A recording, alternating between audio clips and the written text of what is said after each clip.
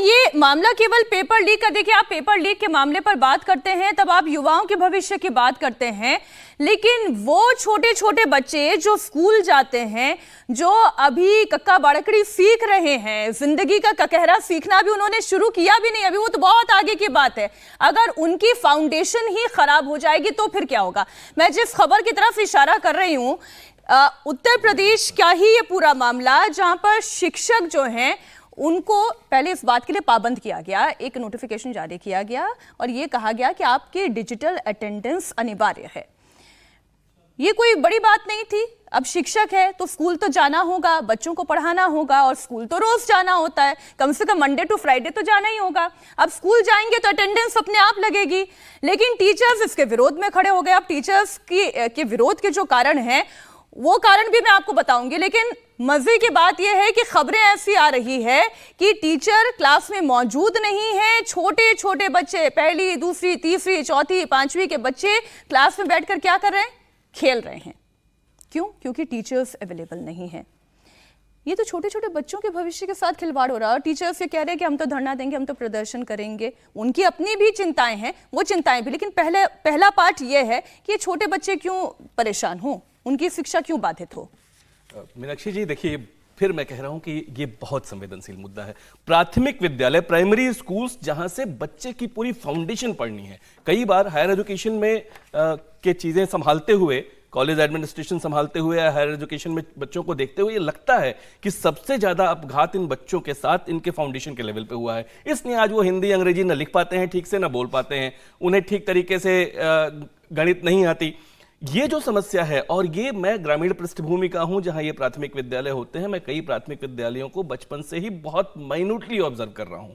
पीछे कुछ दिनों में स्थितियां फिर भी सुधरी हैं, नई टेक्नोलॉजी आने से कि हर चीज को उनको फोटो खींच के अपलोड करना है, लेकिन अभी भी जो प्राथमिक विद्यालयों के शिक्षक हैं बड़ी संख्या में, हो सकता है बहुत सारे शिक्षक सुन के नाराज हो जाएं, बहुत सारे मेरे मित्र भी हैं प्राथमिक विद्यालयों में, लेकिन ये सच्चाई है कि वो जो 6 घंटे उनको बहुत ठीक तरीके से परिश्रम के साथ उन बच्चों के भविष्य के लिए देना चाहिए, जिसके लिए वो सरकार से वेतन ले रहे हैं, वो नहीं देते। और अभी देखिए ये क्या इसमें समस्या है। हम लोग भी लगाते हैं अपनी नौकरियों में रहते हुए कि सवेरे 9 बजे, सवा 9 बजे हम पंच करते हैं, 6 बजे शाम को निकलते हैं तो हम पंच करते हैं। इसमें समस्या कहां है? अगर उनको 7 बजे से लेकर 3 बजे तक या 2 बजे तक विद्यालय पे रहना है तो रहना चाहिए, लेकिन इससे क्यों भाग रहे हैं? और बड़े मजबूत संगठन हैं उनके, उन संगठनों के माध्यम से दबाव बना रहे हैं। संभल की खबर है, 2% लोगों ने, मीनाक्षी, केवल 2% लोगों ने 8 जुलाई को, जिस दिन ये सत्र की शुरुआत हुई, अपना पंच किया है अपनी अटेंडेंस को। बाकी 98% टीचर्स ने नहीं किया।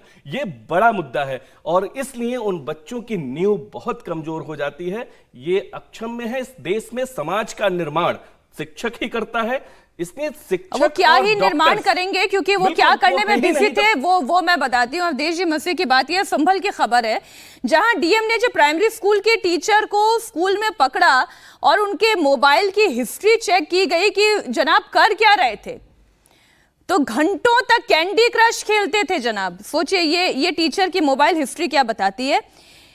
1.17 आवर्स यानी 1 घंटा 17 मिनट उन्होंने क्या किया? कैंडी क्रश खेला। 26 मिनट फोन पर बात की, 17 मिनट फेसबुक चलाया, 11 मिनट गूगल क्रोम को दिए, 6 मिनट यूट्यूब, कभी कोई ऐप, कभी इंस्टाग्राम, कभी रील, कभी कुछ। अब शिक्षक अगर ये करेगा स्कूल में तो पढ़ाएगा कब? देखिए ये बहुत समस्या गंभीर है, बिहार में भी और यूपी में भी। मैं यूपी पर बोलने से पहले आपको बताता हूं कि इस बार बिहार में शिक्षकों का बिहार की तो मैं क्या ही बोलूं, एक रिपोर्ट हमने चलाई है और उस रिपोर्ट को मैंने कंडक्ट किया। अरे छोटे स्कूल के अंदर वो चारा डला हुआ था और वहां पर मवेशी चर रहे थे और ऊपर लिखा हुआ था। नरसिंह राव जी ने एक शुरू की थी उस समय कि भाई बच्चों को खाना मिल जाएगा तो शायद स्कूल में आएंगे, करेंगे। उसका कितना दुरुपयोग हुआ। लेकिन इस समय चुनाव में एक बड़ा मुद्दा ये था कि सरकार ने गर्मी की छुट्टी रद्द करके और ये कहा कि टीचर लोग जो है स्कूल में जाएं और जो बच्चे कमजोर हैं उनको विशेष रूप से पढ़ाएं। इसका पूरा विरोध था और शिक्षक संघ विरोध कर रहा था कि हम ऐसा क्यों करें। और जो वहां के शिक्षा सचिव थे जा रहे थे और ये महंगा पड़ने वाला था। कुछ चुनाव में अगर कुछ सीटें बीजेपी हारी है वहां या जनता दल यू, तो ये एक बड़ी चीज हो गई है। शिक्षक संघों का जो दायित्व था कि शिक्षक संघ शिक्षकों को प्रेरित करे कि वो शिक्षा की दृष्टि से काम करें, बच्चों का चूंकि मन बदलने का, वो जो शिक्षक को देखते हैं, उनके हाव भाव व्यवहार उनसे सीखते हैं, वही हमारे देश का भविष्य होता है। प्राइमरी टीचर की सबसे बड़ी जिम्मेवारी होती है, हम सब लोग जो आज खड़े हैं उसमें प्राइमरी टीचर की बहुत बड़ी भूमिका रही है। तो शिक्षक संघ ने इस भूमिका के बजाय अपने को ट्रेड यूनियन में कन्वर्ट कर लिया। शिक्षक जो है, शिक्षक की बजाय जब अपने को सरकारी कर्मचारी मानते हैं और उस रूप में सरकारी कर्मचारी की भूमिका नहीं निभाते, इसमें आप क्या उत्तर दे सकते हैं? अब इसका रास्ता तो यही है कि सरकार शिक्षकों की मीटिंग बुलाए, उनसे बातचीत करे, उनसे लंबे समय तक उनके साथ जो है चर्चा हो कि भाई इसमें हम क्या करें, बच्चे भविष्य हैं, आपकी जिम्मेवारी है। जिले जिले में इस प्रकार से सम्मेलन बुलाए जाए, उनके साथ समाज की चर्चा हो। टीचर्स की भी तो देखिए, टीचर्स की भी तो लेकिन अपनी चिंताएं हैं समीर जी। टीचर्स ये कह रहे हैं कि हमें भी तो दूसरे तीसरे काम में हमें लगा दिया जाता है। देखिए मीनाक्षी, जब आप कैंडी क्रश की बात कर रहे थे कि टीचर खेल रहे थे, तो उससे शिक्षक ही नहीं खेलते, मुख्यमंत्री भी खेलते हैं। छत्तीसगढ़ के मुख्यमंत्री भूपेश वो भी तो हार गए, बघेल का आया था कि वो कैबिनेट की बैठक में 10 मिनट सबको रोक के अपना कैंडी क्रश खेल रहे थे। तो बड़े नेता भी खेलते हैं। देखिए, शिक्षकों को हम जरूर चुनाव का हल्के में ले लिया था। नहीं, खैर ये ऐसी कोई शिक्षकों को टिप्पणी से लेकर हमें हम बड़ा बचना वो कह रहे हैं कि भाई शिक्षक का काम पढ़ाने का है, लेकिन ये सरकार की भी ड्यूटी है कि शिक्षकों को शिक्षक रहने दे। अगर सरकार शिक्षकों को साल में 12 महीने में 6 महीने दूसरे कामों में अगर इस्तेमाल करेगी तो शिक्षक कब पढ़ाएगा? वो गांव के अंदर स्थितियां देखी ना, मध्य प्रदेश में देखिए, छत्तीसगढ़ में, बिहार, उत्तर प्रदेश, मैं कह रहा हिंदुस्तान के 20 से ज्यादा राज्यों में या गांव में स्कूलों की हालत देखिए। क्या बेसिक सुविधा है वहां? टॉयलेट नहीं है, पीने का पानी नहीं है, मैच नहीं है, ऊपर से धूप आ रही है, छत नहीं है। बच्चे किस हालत में पढ़ने जाते हैं? घर से कितने दूर शिक्षक पढ़ाने अगर जाता है वहां पर, तो बच्चे पहुंच रहे हैं नहीं पहुंच रहे हैं, उन्हें बेसिक सुविधा है कि नहीं?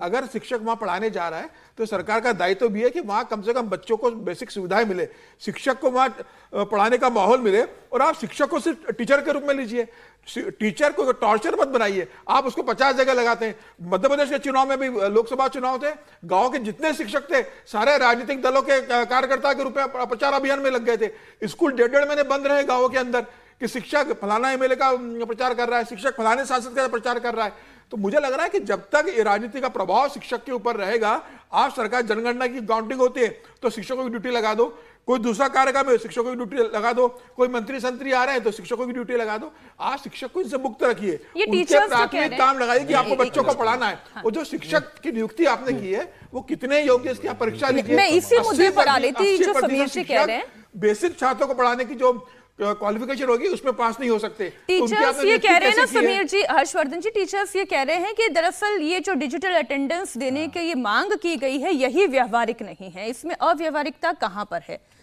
देखिए, अव्यवहारिकता ये है कि अपने हिसाब से वो आएंगे, अपने हिसाब से जाएंगे। कोई पूछेगा तो वो कहेंगे कि शिक्षकों को अपमानित किया जा रहा है, शिक्षकों की गरिमा को तार तार किया जा रहा है। और ऐसा नहीं है, प्राथमिक शिक्षक सरकारी विद्यालय के बहुत अच्छे अच्छे इधर हैं जो नए लोगों में, जिन्होंने अपने विद्यालय की शक्ल सूरत बदल दी। अगर कोई कहे कि इंफ्रास्ट्रक्चर बहुत अच्छा नहीं है, प्राइवेट स्कूलों जैसा नहीं है, तो फिर भी अब ज़्यादातर जो प्राथमिक विद्यालय हैं वो ऐसा नहीं है। अब प्राथमिक विद्यालयों की स्थिति इतनी बेहतर हो गई है, यहाँ तक कि प्राथमिक विद्यालयों में प्रधानाचार्य के लिए झगड़ा इसीलिए होता है क्योंकि प्रधानाचार्य के पास वो फंड आएगा जो विद्यालय बनेगा। एक तो ये कि सरकार को भी कुछ चीजें सोचना चाहिए, ये मेरी समझ में नहीं आता, ये किसी भी नौकरी में नहीं समझ में आता, शिक्षा के मामले में तो एकदम नहीं समझ में आता कि किसी एक जिले का जिसका होम एड्रेस है उसके होम डिस्ट्रिक्ट में क्यों उसकी पोस्टिंग नहीं मिलेगी और नियरेस्ट पोस्टिंग क्यों नहीं मिलेगी। क्यों जरूरी है कि वो 70 किलोमीटर 80 किलोमीटर या कई बार तो दूसरे जिले में जाए। अब लेकिन उसके आगे का सवाल है, अगर दूसरे जिले में नौकरी लग गई तो तुम क्यों भैया अपने होम डिस्ट्रिक्ट में पड़े हुए हो? हम लोग हैं ना, हम लोग अपना घर छोड़ के नोएडा आए ना नौकरी करने के लिए, बंबई रहे, देहरादून रहे, दिल्ली रहे, सब किया ना। या कोई भी जो कर रहा है, और इन सरकारी शिक्षकों को तो सबसे ज्यादा निश्चितता है, सबसे अच्छे पैसे मिल रहे हैं और सबसे ज्यादा सम्मान भी मिल रहा है। तो मैं ये कहूंगा कि डिजिटल अटेंडेंस का फैसला योगी सरकार का बहुत अच्छा निर्णय है। गलती से भी इस पर पीछे नहीं जाना चाहिए। योगी जी की प्रतिष्ठा ही तब तक है जब तक वो सुधार के कदम पीछे नहीं हटाएंगे, जब तक वो एडमिनिस्ट्रेटिव रिफॉर्म को पूरी ताकत के साथ लागू कराएंगे। और एक बड़ा वर्ग है जो इसीलिए योगी आदित्यनाथ को पसंद करता है। और जो उनकी समस्याएं हैं उसको चेक कीजिए। अगर 14 सीएल के साथ वो कह रहे हैं कि गर्मी की छुट्टियां, उसका कुछ और सदुपयोग कीजिए, तो तय करिए कि गर्मी की छुट्टियों का कुछ सदुपयोग हो सकता है क्या, उनको हाफ डे की लीव दी जा सकती है क्या, कोई ऐसा तरीका निकाला जा सकता है क्या? जी। लेकिन डिजिटल अटेंडेंस हो, बच्चों कैसे परफॉर्म कर रहे हैं उसके आधार पर बोनस डिविडेंड देना शुरू कीजिए स्कूल वाइज, अपने आप सारे लोग ठीक हो जाएंगे। और फिर से कहूंगा, जी। होम डिस्ट्रिक्ट में नियुक्ति दीजिए। वो कोई दरोगा नहीं है कि आप उनको हर बार हटाते रहोगे कि वो बड़ा पैसा कमा लेंगे। वो शिक्षक हैं, उनको काम करने दीजिए, पढ़ाने का काम करने दीजिए।